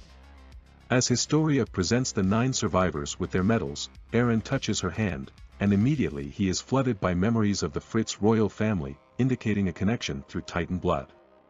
Within a year after the attack on Trost district, the Titans inside Wall Maria have been killed and the inhabitants return to their hometowns to begin rebuilding and farming. 6 years after the fall of Wall Maria, the Survey Corps including the survivors again begin expeditions outside the wall. One day they find a Titan unable to move because of its small arms and legs and realize that they must be close to the perimeter wall where Eldians are turned into Titans by Marley. Riding further on, they finally arrive at the wall where Grisha became a Titan, and for the first time they see the shimmering ocean. They joyfully play in the water, though Eren realizes that they only found enemies across the sea instead of the freedom he has been seeking. He then points out into the distance and wonders if they kill all their enemies over there, would they finally be free? For years after the warrior unit's defeat on Parody Island, Marley is at war against the Mideast Allied forces. As a result, the operation to reclaim the founding Titan was put on hold. In the final battle at the Allied forces base, Fort Slava, Marley sent Eldian soldiers including warrior candidates to inherit the power of the 9 Titans, Falco Grice, his older brother Colt, Reiner's cousin Gabi Braun, Udo and Zofia. Colt proposes to Commander Theo Magath to send in the warrior Titans, but he refuses due to the Allied forces' armored train possessing a deadly anti-Titan cannon. Gabi manages to approach the train and disable it with hand grenades. This allows Peak's Cart Titan and Gallard's Jaw Titan to attack the fort. From an airship above, Eldians are transformed into pure Titans by Zeke using his scream and are dropped onto the fort, destroying much of its structure. Reiner's armored Titan, aided by the Jaw Titan, successfully pulverizes the fort's defenses, including another armored train. Zeke, noting that the cause of this war was the warriors' defeat, transforms into the Beast Titan and annihilates the Mideast Allied fleet, thus ending the 4-year war, with Marley victorious. However, after witnessing the developed anti-Titan weaponry, Marley realizes the need to resume the operation to retrieve the founding Titan. At a Marleyan military meeting, Zeke proposes to use his last year of life to attack Parody Island and retake the founding Titan. However, as none of Marley's ships have returned for the past 3 years, it is clear to Zeke that Parody controls at least 2 of the 9 Titans. Gallard confronts Reiner about his actions on Parody through the memories of Ymir, mentioning his brother. On Peak's advice, Reiner meets Gabi and the others in the harbor for a walk. That night, on a train back to their homes, the surviving Eldian soldiers praise Gabi for her courage, while Reiner secretly encourages Falco to become the armored Titan in place of Gabi. The Eldian soldiers and warriors arrive at Liberio and reunite with their families when Falco notices a group of traumatized soldiers and assists one of them. At dinner, Gabi recounts the victory at Fort Slava while Reiner is prompted to give an account of his time on Parody, puzzling Gabi when he describes the supposed devils of the island as all sorts of people. The next day, Zeke informs the other warriors of his plan to use the Tiber noble family and their Warhammer Titan to announce an offensive against Parody. Zeke proposes that the Tibers publicly reveal their involvement and plan during a festival in Liberio. Reiner thinks back to a conversation he had with his mother on the curse of being an Eldian as he resolved to bring her and his Marleyan father together by entering the military training program where selected candidates were chosen to become Titans, which earned them the status of honorary Marleyans. Porco Gallard was devastated when Reiner, who did not excel at all, was chosen to be the armored Titan. Despite his son's efforts, Reiner's father rejected the idea of living together. Commander Magath then sent Annie Leonhardt, Berthold Hoover, Marcel Gallard and Reiner on a mission to Paradis to reclaim the founding Titan, but Marcel, saving Reiner, is devoured by Ymir's pure Titan. At that point, Annie wanted to abort the mission but Reiner convinced them to continue. Following the assault on Wall Maria, they snuck into Wall Rose and joined the training corps 2 years later. During their training years, they sought information about the founding Titan, with Annie even encountering Kenny Ackerman. Reiner ultimately decided to destroy Wall Rose and emerging from his recollections, Reiner attempts to off himself but stops after hearing Falco outside. Falco stops by the hospital and speaks with an Eldian soldier who admits to faking his trauma-induced amnesia to avoid being sent back home. Kruger, the wounded Eldian soldier, asks Falco to post letters for him from outside the internment zone. Willie Tybur, the head of the Tybur family who possessed the Warhammer Titan, meets with Commander Magath. They form an alliance to stop the warmongering and restore the balance between Eldia and Marley. Back at the hospital, the patient Mr. Yeager, Grisha's father, approaches Kruger and asks him to avoid using Falco for his schemes and to return to his family before breaking down to reveal that he lost his mind because he blamed himself for Faye's death. Willie gives a speech to the dignitaries present and invites them to a theatrical play to be performed after the festival in Liberio. Both warriors and candidates enjoy the festival the day it arrives. Later that day, they all head towards the plaza for Willie's play. Right before the presentation begins, Falco takes Reiner to a basement behind the stage, where he meets Kruger. Much to his shock, Reiner immediately recognizes him as Eren Yeager, who greets Reiner, stating that 4 years have passed since they last saw each other. Willie begins his theatrical presentation to the audience while Eren and a terrified Reiner listen with Falco in the basement. Willie tells the well-known story of Marley's hero Hellos, who formed an alliance with the Tybur family to defeat the Eldian king Fritz.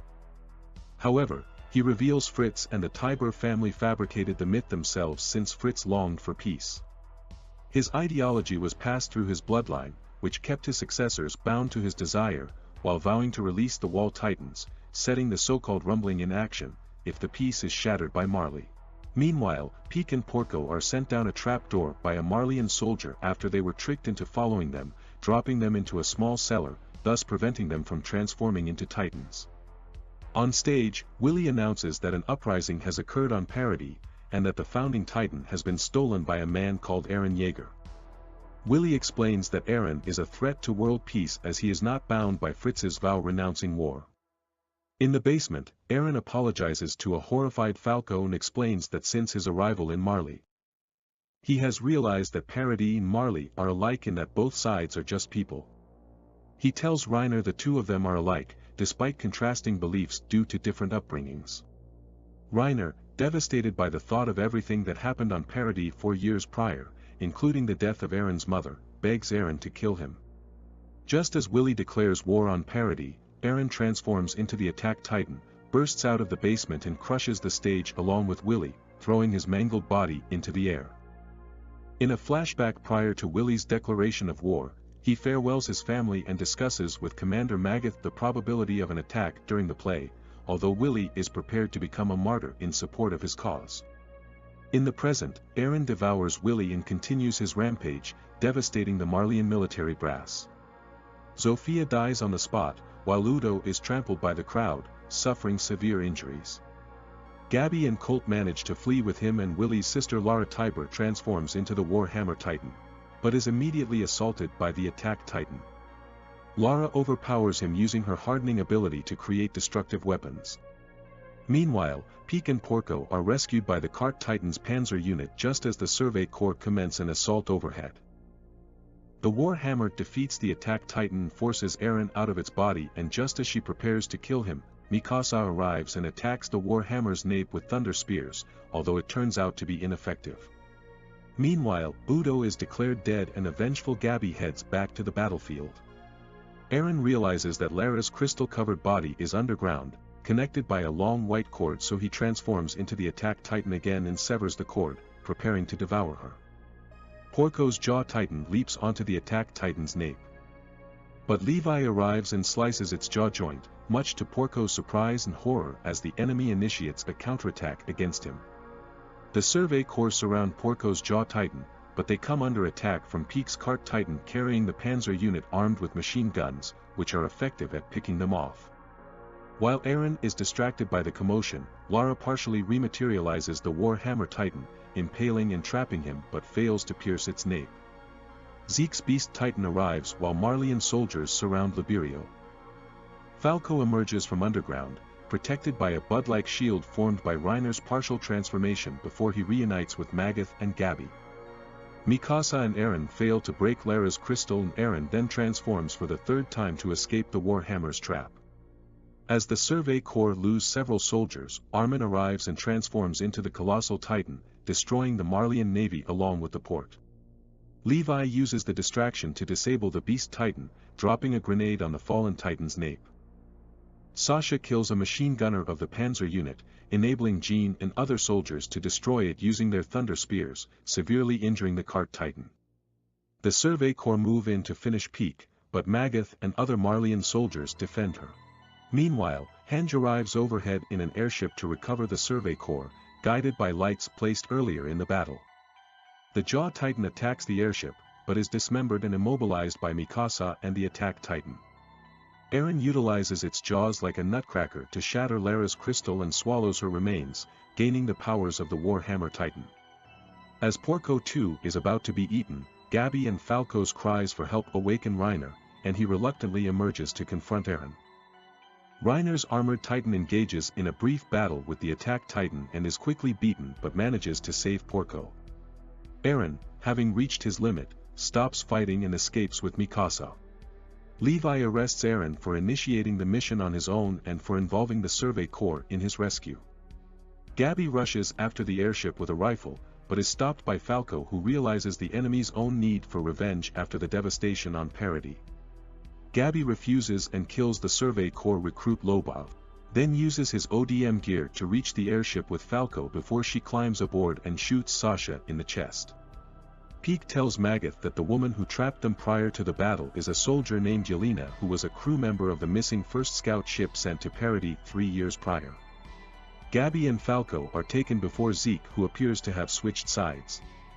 He remarks the success of bringing the Founder and a Titan of royal blood together.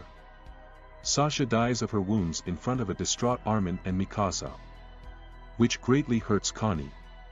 Eren starts laughing bitterly after hearing her last words from Sasha, which were meat, and Jean reminds him that Sasha would have lived if Eren had not involved the Survey Corps in his mission. 3 years prior to the raid against Marley, Eren's attack titan destroyed the first Marleyan scout ship and its crew were captured. Yelena and other Marleyan conscripted deserters, who call themselves the Anti-Marleyan Volunteers, offered help to the Eldians, backing Zeke Yeager's plan to carry out the rumbling in order to support them against Marley. During the military discussion, Eren revealed that the reason he could control Titans in the past was that he made contact with a Titan of royal blood. Yelena and Onyankopan then provided them with schematics of Marleyan guns and advanced weaponry. Using Yelena to lure in more scout ships while Armin's Colossal Titan took some of them down. The Survey Corps recruited Marleyan soldiers as labor to build docks for the island.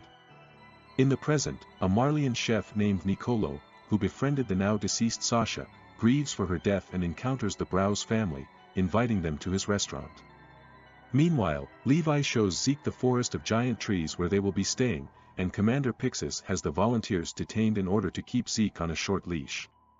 Armin reflects to the still crystallized Annie on how whether helping Eren in the raid on Liberio was the right decision, as war now has become inevitable.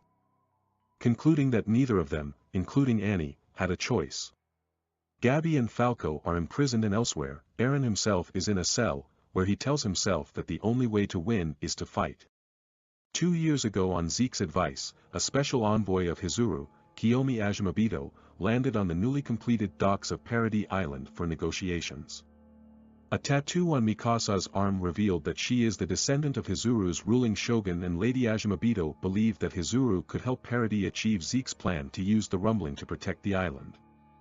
But in return, they want the valuable Ice Burst Stone, the mysterious Parody substance which powers ODM gear. She listed Zeke's propositions: to enact a test of the rumbling, to strengthen and modernize the Parody military, and for the Beast Titan to be passed down to someone of royal blood who would bear children, so it could be passed on every 13 years. Historia agreed to inherit the Beast Titan, though Eren vehemently rejected the proposal. However, Hizuru's help rooted in greed, and a year later, they would not help Parody negotiate trade with other nations. At that time, while working on the island's railway, the Survey Corps was struggling with deciding their strategy against Marley and the successor of Eren's Titan when his term ran out. In the present, Hange interrogates Eren for acting on his own, with Eren grabbing Hange and angrily asking about any alternative plans. As Historia is shown to be pregnant and living with a farmer she knew from her childhood, Jean and Connie believe Eren has lost all sympathy for his friends. Armin plans to speak with Eren together with Mikasa, all while proposing that the military could have Eren eaten by someone more trustworthy to them. Gabi kills her prison guard and escapes with Falco into the wilderness, but they are found by a young girl named Kaya who offers food and shelter at the Brow's stables. Lady Ajimabito arrives at the docks with a Hizuru delegation and an aircraft powered by Ice Burst Stone, which she describes as the world's first flying boat. For leaking information about Eren's imprisonment to the press, Hange incarcerates 4 Survey Corps members including Flock and Louise, the latter attempting to bond with Mikasa. Meanwhile at the Brow's stables, after Gabi rails against Kaya for being a devil, Kaya reveals that she knows Gabi and Falco are from Marley. She explains how her village was destroyed and her mother was eaten alive by a Titan 4 years ago, and questions why these people should die for sins committed by Eldians hundreds of years ago. Falco calms the tensions between Gabi and Kaya, and the latter informs them they have been invited for dinner at the restaurant run by a Marleyan who could help Gabi and Falco return home. The Marleyan military realize that Eren Yeager faked his death and likely sided with Parody, and as the new general, Magath informs the warriors that in 6 months' time, the world plans to launch a global offensive against Parody, but Reiner suggests they make a surprise attack before Zeke can come up with a defensive plan. Armin attempts to touch Annie's crystal but is interrupted by Hitch, who accuses him of having a crush on her before taking him outside as the Parody military has lost public trust and protests have begun over Eren's unjust imprisonment. Yelena reveals to Commander Pixis that 10 months ago, she had secretly met with Eren before his infiltration of Marley. Elsewhere, Onyankopon tells Hang how Yelena was fiercely loyal to Zeke and Marley, and he confesses that no other volunteer knew about her secret motivations. Mikasa and Armin meet with Premier Zachary to get permission to speak with Eren. Zachary denies them as he suspects Eren of colluding with the volunteers and of being manipulated by Zeke. After they leave his office, a bomb kills Zachary and 3 other soldiers, which stirs up the protesters eager to fight for a new Eldian empire. Eren escapes from prison, meets up with Flock and other allies. In the aftermath, the military police concede to the Survey Corps that their intentions were to take Eren's founding Titan. Hange states that Eren's supporters, dubbed as the Yeagerists, intend Eren to meet up with Zeke and reform the military with Eren as the leader. Pixis, attempting to prevent infighting, suggests the military should make a deal with the Yeagerists using Zeke's location as a bargaining chip. Lady Ajimabito begs Mikasa to return with her to Hizuru, but she refuses. Hange suspects Yelena and Zeke, and urges the Survey Corps to look into the Marleyan prisoners who obtained jobs through Yelena. The Brow's family, along with Gabi and Falco, arrive at Nicolo's restaurant while Peak is shown to have infiltrated the walls already. In the forest, Zeke tells Levi that 4 years earlier on Marley's orders, his spinal fluid was released in a gaseous form towards the Ragako villagers on Parody. He says it initially paralyzed them, then he turned them into titans with his scream. Zeke claims he did it to maintain his cover, but Levi accuses him of not truly caring for the people he killed. In the restaurant, Kaya points Nicolo out to Gabi and Falco as the Marleyan who invited them, explaining that he was probably in love with Sasha. As the Survey Corps arrive to question him, Nicolo forcefully takes a bottle of Marleyan wine from Connie and Jean. He brings the wine to the cellar, where Gabi and Falco follow him, revealing themselves as warrior candidates. Nicolo deduces that Gabby killed Sasha and attempts to bludgeon her with the bottle, but Falco takes the hit and some of the wine gets in his mouth. Nicolo punches Gabby out, then carries both back to the dining room. He offers Mr. Browse a knife, saying either of them shall kill Gabby. The Survey Corps intervenes, and through Mr. Browse, the emotions are calmed. Connie and Jean restrain Nicolo, but Mikasa has to save Gabby from a furious Kaya. She is escorted to another room by Mikasa and Armin, while Nicolo tells Hang to rinse Falco's mouth as he suspects the wine is tainted with Zeke's spinal fluid. He explains that the wine came from Yelena's scout ship, and was to be served to high government officials. Meanwhile, Levi receives word of Zachary's death and wonders if he miscalculated Eren's potential as humanity's savior. The Yeagerists raid the restaurant and hold everyone at gunpoint, with Flock demanding Zeke's location from Hange and reveals he knew about Zeke's plan with the wine. Eren meets with Mikasa, Armin and Gabby at their roundtable discussion and claims he is acting on his own free will. As each Titan host is affected by the memories of its previous owner, he asserts that Armin is being manipulated into visiting Annie's crystal by Bertholdt's memories.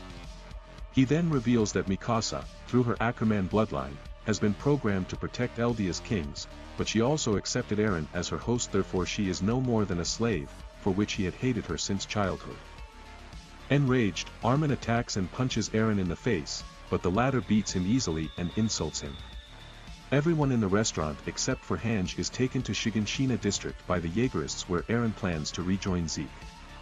In the forest, Levi plans to have Zeke eaten by a Yeagerist to prevent Eren from using the Founding Titan. Zeke runs from the camp and screams, turning Levi's comrades into pure Titans due to the tainted wine they had drunk. Enraged, Levi kills all the Titans and pursues Zeke, who transforms into the Beast Titan but using thunder spears. Levi recaptures Zeke. Flock turns the military cadets in Shiganshina to the Yeagerist side by threatening them with imprisonment, forcing them to beat Keith. Zeke wakes up to find himself lying gravely injured in a cart, with Levi sitting beside him. He's informed by Levi that a thunder spear is impaled into his stomach, tied to the detonator around his neck before he starts chopping Zeke's legs, and as Zeke screams in agony as he recalls a memory of his childhood. As a child, Zeke was treated harshly by his parents. As Dina, Fritz and Grisha saw him as a tool in their plans to restore Eldian society and overthrow Marley.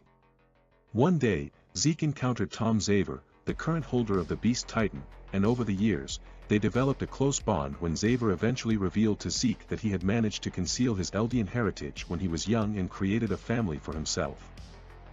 However, when he revealed to his wife that he was an Eldian, she killed their son before ending her life. When Zeke learned that his parents were restorationists, he turned them over to the police at the urging of Xaver and to save himself from being turned into a pure Titan, and he also realized that this was the best way for him to get into the Marleyan military. Xaver told Zeke that his research revealed that the Founding Titan is able to manipulate the body of Eldians, and they resolved to save the Eldian people from further persecution through sterilizing them using the Founding Titan. Later, Xaver also revealed how to get around King Fritz's vow renouncing war, and eventually, Zeke inherited the Beast Titan and promised to find a suitable person for their plan. After reuniting with Reiner and Bertholdt on Parody, he learned that Eren Yeager possessed the Founder, and deduced that Grisha Yeager had managed to escape his punishment and vowed to rescue Eren from Grisha's brainwashing. In Liberio, Eren agreed to cooperate with Zeke's euthanization plan. As Zeke finishes reflecting on his past, his mumbling is heard by Levi and he suddenly ignites the thunder spear impaled in his body, detonating it and catching himself and Levi in the explosion. Hange, Flock and a group are heading towards the forest when they hear the explosion of the thunder spear and go to investigate. A female pure Titan approaches the dying Zeke, tears open her abdomen and places him inside. At Shiganshina, Yelena and the volunteers have Commander Pixis and other military members rounded up since many among them drank from the tainted wine. The imprisoned Survey Corps members discuss escaping Eren's recent actions when Yelena arrives to explain to them Zeke's true plan, a widespread Eldian sterilization to prevent the births of any more Eldians until the death of Historia's child, after which humanity will be free from the threat of Titans. In the meantime, they will use the threat of the rumbling to prevent interference from other nations.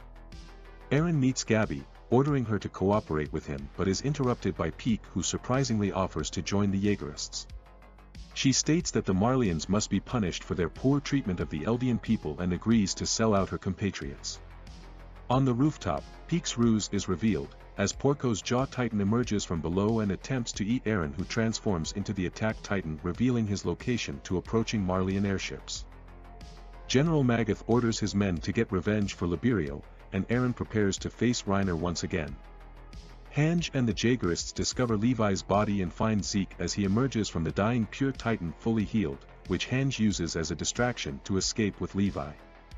Zeke explains to Flock that his massive wounds were treated by a mysterious girl in the mystical place called the Paths. Meanwhile at Shiganshina, Marleyan soldiers descend from their airships and Peak and Gabi reunite with Magath and Colt. Deducing from Zeke's words recited by Gabi, their objective is to not let Eren and Zeke make physical contact. Reiner and Porco battle Eren, but he overwhelms them using the Warhammer's power, but the tide turns when Magath fires a new anti-Titan cannon at Eren from the Cart Titan's back on Wall Maria, incapacitating him and giving Reiner the chance to gain the upper hand. The Jaegerist soldiers suffer heavy losses from the Marleyan forces. In desperation, Onyankopon releases the imprisoned Survey Corps members along with Nicolo and the Browse family and asks for their help to defeat the warriors. He convinces them that he was not part of the euthanization plan, but they debate whether they should help Eren and Zeke, possibly the only ones who can protect Paradis Island. Armin suggests that Eren lied to Mikasa and that he's just playing along with Zeke and Yelena, but the response is silence. The freed Survey Corps eventually decide to help Eren, though Mikasa expresses her doubts about his motives. Meanwhile, the vicious battle continues, with the armored Titan eventually pinning down the Attack Titan, preparing to eat Eren. Suddenly, Zeke appears as the Beast Titan on top of Wall Maria and begins to attack the Marleyan airships, soldiers and warriors. The Survey Corps force the Jaegerists to free Shotties and the jailed members of the military police and garrison regiment. Commander Pixis offers to lead a group of soldiers who have drunk from the wine tainted with Zeke's spinal fluid to fend off the invaders. In preparation, Mikasa puts her scarf down, witnessed by a joyful Louise. Nile reunites Falco with Gabi and Colt, who is armed with an anti-Titan rifle. In hiding, Gabi overhears the Browse family's words and finally realizes that there are no devils on the island, just people. Falco confesses his feelings for her, afraid that he could turn into a Titan any moment. This prompts Colt to rush them to Zeke, hoping to stop him from screaming. Peak fakes the death of the Cart Titan, enabling Magath to fire a shot at the Beast Titan's nape with the anti-Titan cannon, gravely wounding Zeke and knocking him off the wall. As the Attack Titan limps towards the fallen Beast Titan, Reiner is urged to stop Eren from coming into contact with Zeke. The Jaw Titan tries to slow him down, and Eren severely injures Porco by smashing the Jaw's nape. He's interrupted by another cannon shot, but then Flock's group attack and distract the cart. Reiner grapples with Eren and reaches out to Porco, which triggers Marcel's memory about Reiner inheriting the armored Titan, while Zeke survived Magath's sneak attack and prepares to use his scream. Colt pleads with Zeke not to do so until Falco is out of range, but Zeke regretfully screams anyway, turning everyone who drank the tainted wine into pure Titans, including Nile and Pixis. Colt is incinerated by Falco's transformation. Zeke orders Falco to eat Reiner, but Falco instead devours Porco, who offers himself to be eaten while still believing he is a better man than Reiner. Flock's group is defeated and the Beast Titan is shot in the nape again, seemingly killing Zeke. Suddenly, the Survey Corps attack the cart and armored Titans with thunder spears, clearing a path for Eren to exit his Titan and reach Zeke, who faked his death the same way Peak did. However, Gabi uses Colt's rifle to decapitate Eren, whose head falls into Zeke's hand. Eren's consciousness is immediately transported to the Paths, where he meets an aged Zeke in chains, a representation of King Fritz's vow renouncing war. When a young girl who is the soul of the founder Ymir approaches from the coordinate, Eren declares he never meant to follow Zeke's plan and attempts to control her, but Zeke reveals that Ymir only follows the orders of those of royal blood. Zeke sheds his chains and shackles Eren, and in another attempt to convince him to follow his euthanization plan and fix him with the Founder's power, he touches their heads together. Using the Paths, Zeke shows Eren his life from birth through their father Grisha's memories, hoping to convince Eren that Grisha has brainwashed him. However, they discover that Grisha had instead forsaken his Eldian nationalism and allowed Eren to find his own path in life. Eren tells Zeke that he was mistaken to assume that they were the same, as Eren preserved his freedom he was born with while Zeke is unable to move past Grisha's dream. Undaunted, Zeke states that with the power of the Founding Titan, he can still carry out the euthanization plan. In the memory when Grisha offered Eren to show him the secrets of their basement, he's revealed to be talking to Eren's future self. Zeke and Eren then arrive at the moment when Grisha confronts the Rice family. As Grisha pleads with Frida Rice to save parity with the Founding Titan, he reveals that the Attack Titan's ability is that the host can see the memories of its future inheritors. When Frida refuses to help and cites King Fritz's ideology about how the Eldian people shall accept the world's punishment, Grisha decides to kill the Rice family and take the Founding Titan for himself but realizes that he cannot bring himself to kill, especially not children. However, Eren intervenes by using his memories of the future and goads Grisha into slaughtering the Rice family. After the event, Grisha breaks down and sees Zeke, telling him that it will be Eren's plan that will come to pass. Grisha then expresses his regret for not being a better father to him, visibly moving Zeke. When Grisha pleads with him to stop Eren, he's suddenly knocked out from Grisha's memories and both are brought back to the paths returning from Grisha's memories. Zeke is then horrified to learn that Eren purposely pushed Grisha to acquire the Founder and manipulated his past to ensure the future he had foreseen when touching Historia. Zeke commands Ymir to enact the euthanization plan, but Eren rips free from his chains to rush after her as she advances toward the coordinate. In a flashback to 2,000 years earlier, Ymir lived in a small rural village which was invaded by Eldians led by Fritz who enslaved the inhabitants. The young girl is blamed for letting a pig escape and while she is being hunted down, she enters an ancient tree and falls into a deep pool where an entity turns her into the first Titan. Still treating her as a slave, Fritz uses Ymir's Founding Titan to destroy Marley's armies and expand the kingdom of Eldia. During this time, Fritz has 3 daughters with Ymir named Maria, Rose, and Sheena. One day, Ymir sacrifices herself to save Fritz from a dissenter, and Fritz orders his children to eat her body so their descendants can keep passing on the power of the Titans and Ymir's soul is transported into the paths where she spends the next 2,000 years making Titans by hand. Back in the present, Eren reaches Ymir and offers her the freedom to choose her future for the first time in her life. Ignoring Zeke as the one of royal blood, she decides her future lies with Eren and consequently, the rumbling begins as the walls collapse as thousands of colossal-like wall titans encased within it are released. Peak, Magath and Flock tumble from Wall Maria while Reiner rushes to save Gabi. Though Armin is relieved that Eren was not on Zeke's side, he realizes every wall titan on Paradis was released when only a small group would have been enough to take down the global alliance. Eren, having transformed into his version of the Founding Titan, uses the paths to telepathically announce to all subjects of Ymir of his intention to use the rumbling to exterminate all life beyond the island.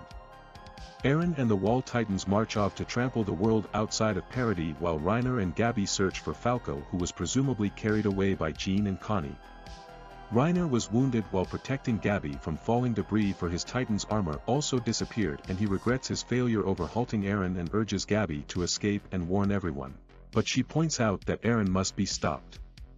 Reiner states he has already given up, so he's left behind in a house. The pure Titans created by Zeke run amok in Shiganshina while Armin, Mikasa, Jean and Connie discuss Eren's actions and an unconscious Falco's fate when a Titan's sudden attack allows Connie to escape with the boy, planning to feed him to his mother to make her human again.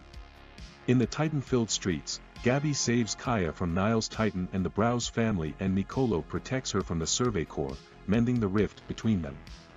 Armin, Mikasa, Jean, and Shadis rally the remaining Jaegerists and cadets while the soldiers lure all the pure Titans towards the fort in the center of the district where they work together to finish off their former comrades with Armin killing Pixis Titan.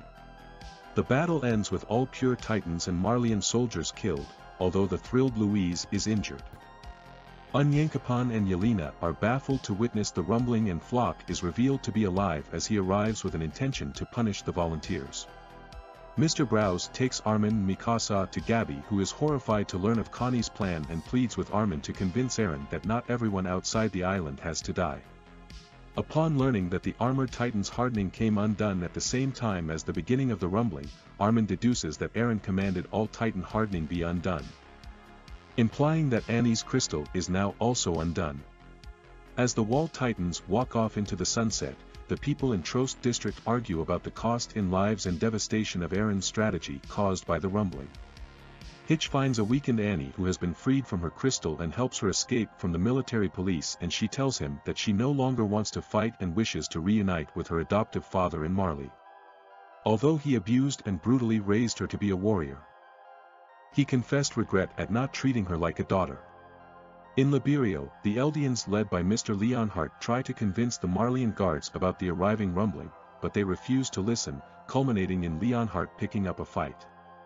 Back in Shiganshina, Shadis foresees the Yeagerists taking over the island and expects himself to be purged, but advises the cadets to follow them for now. Armin prepares to head out with Gabi to pursue Connie and Falco while angrily chastises Mikasa for worrying about Eren, whom he sees as a lost cause, but then apologizes, mentioning that Erwin should have been revived instead of him, and Mikasa then notices her scarf is gone. Meanwhile, Floch reveals to everyone that 10 months ago, Eren explained his plan to him and that he's always known Eren will manipulate Zeke. Backed by the Yeagerists, he confronts the volunteers with the reality that their only choice is to accept submission to the new Eldian Empire, or death quickly demonstrated by shooting one of them dead. Floch then tries to convince Mikasa and a shaken Jean to give up fighting and retire as heroes of parody, mentioning Hange and Levi's deaths. Falco is now awakened and has lost his memory of the recent battle, although he's uncomfortable about Connie. Outside the ruined wall, Peak and Magath discuss the rumbling when they are approached by Hange with the gravely injured Levi. The last of the wall titans have left the site of the walls as the civilians continue taking sides in Eren's course of action. After taking out the pursuing Yeagerists, Hange sets up camp in the forest and stitches up Levi's wounds. Wondering about living isolated in the woods, they receive Eren's message to the Eldians. Later, when Hange and Levi find Peak and Magath, they offer to ally with them over Levi's goal of killing Zeke. Connie arrives with Falco in Ragako village, where he suggests an awkward task to Falco so he could eventually feed the boy to his immobile Titan mother. Being interrupted by Armin and Gabi, he takes Falco up to the Titan's mouth by force, but the despairing Armin jumps into it instead until he is saved by Connie, who changes his mind about his mother. They all return to Shiganshina, where they happen to encounter Annie, who joins them, abandoning Hitch in the process. Meanwhile, Mikasa refuses to join the Yeagerists and recovers her scarf from Louise, whose injuries appear to be fatal, and Floch prepares to have himself and Jean execute Yelena and Onyankopon for treason against the Eldian Empire. Onyankopon tries to convince the Yeagerists that massacring the world is insane to no avail and turns to Jean, who is about to shoot him but instead fires 4 shots into the ground. Answering this, Peak's Cart Titan form suddenly appears and grabs Jean, Yelena and Onyankopon in its mouth, taking them to Magath, Levi, and Hange, who have joined forces. At the same time, Jean's shots are also a signal to Mikasa and Connie's group to leave with supplies, Annie, Falco, and Gabi. As they leave, Annie notices someone in a window, having seen them before they join up with Reiner in their mission to save the world. Jean envisions a secure future and a happy life with his wife and child until he is brought out of his dream by Hange, who asks him and Mikasa to join the remaining Survey Corps and Marleyans to stop Eren's intended genocide.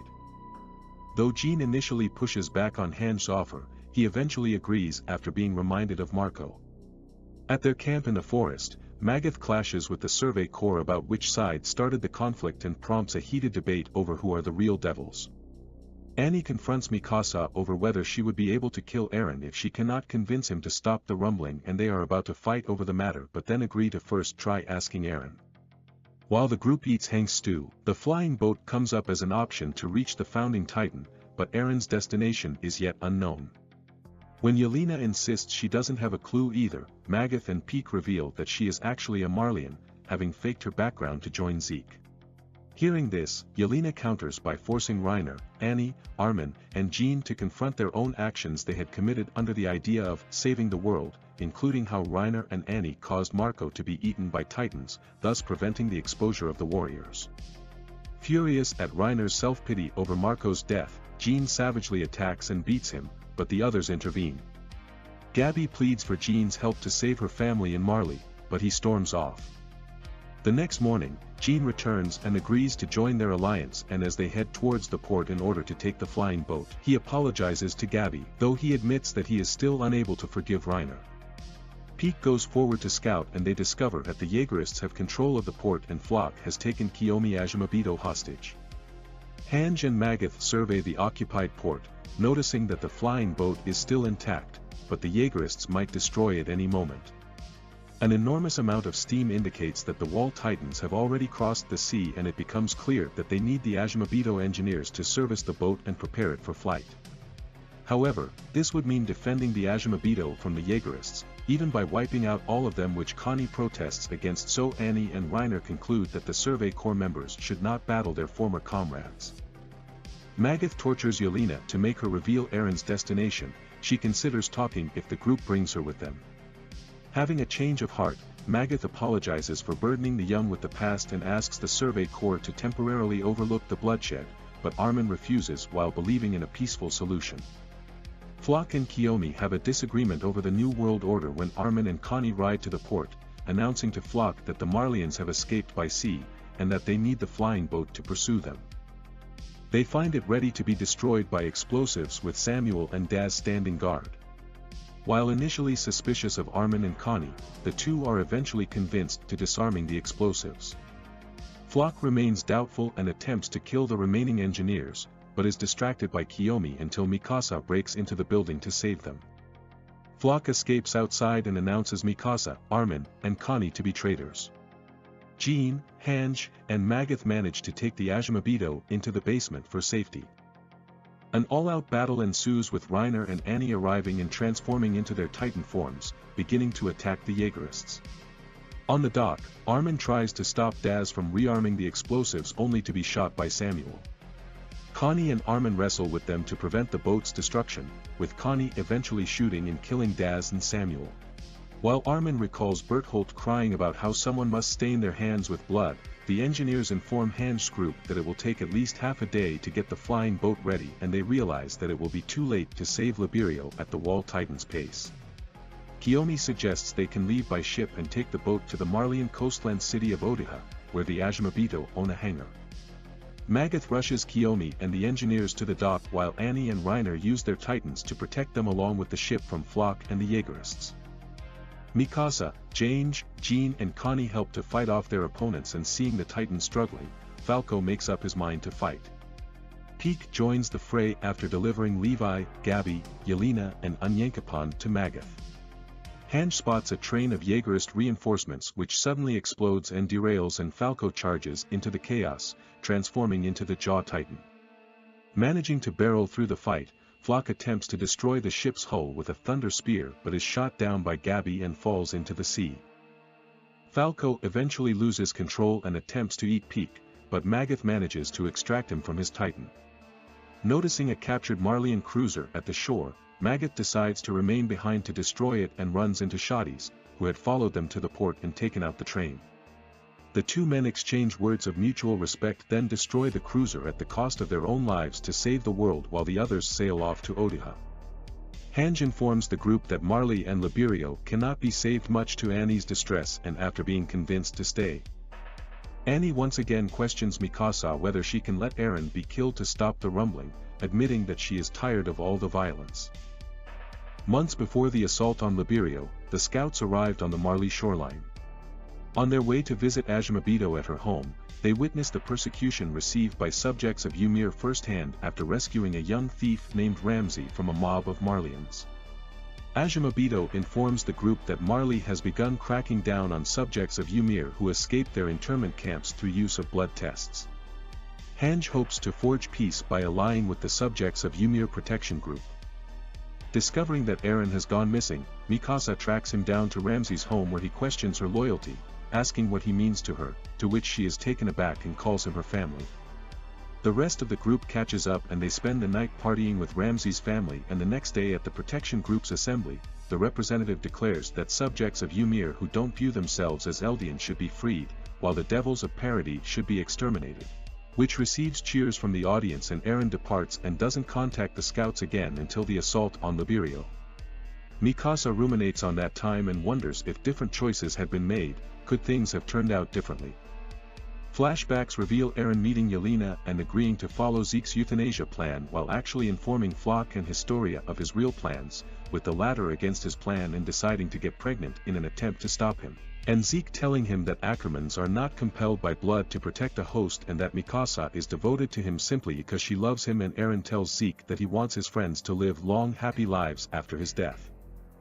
In the present, the Global Alliance makes a futile attempt with their navy to stop Eren and the rumbling from reaching Marley, but they are easily destroyed by the Titans, and Eren declares his intention to destroy the world as he and the colossal Titans set foot on the mainland.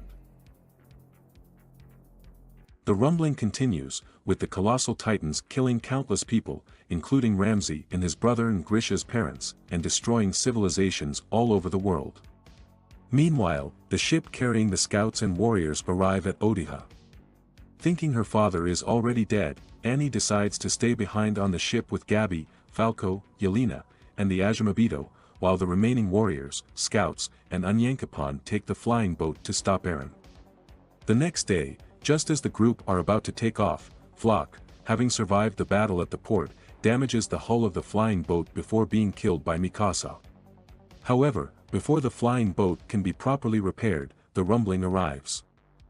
Hang appoints Armin as the next commander of the Survey Corps before going up against the colossal Titans alone, buying the others just enough time to get the aircraft off the ground. Hang dies in the battle and is welcomed to the afterlife by Erwin, Moblet, and the other deceased scouts who assure her that the duty as commander has been fulfilled. On their way to Eren, the scouts and warriors discuss plans to confront him, with Armin still believing in a peaceful resolution, but during their conversation, Eren suddenly brings them into the Paths dimension, explaining that in order to stop the rumbling, they must kill him.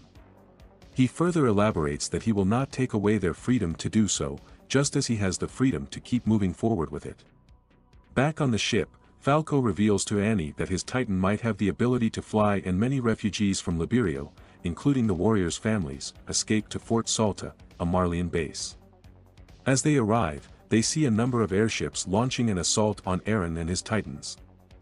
However, the airships are quickly destroyed by the Beast Titan, which materialized on Eren's skeletal form, leaving everyone utterly hopeless. Just then, the flying boat arrives and the scouts and warriors jump from the aircraft.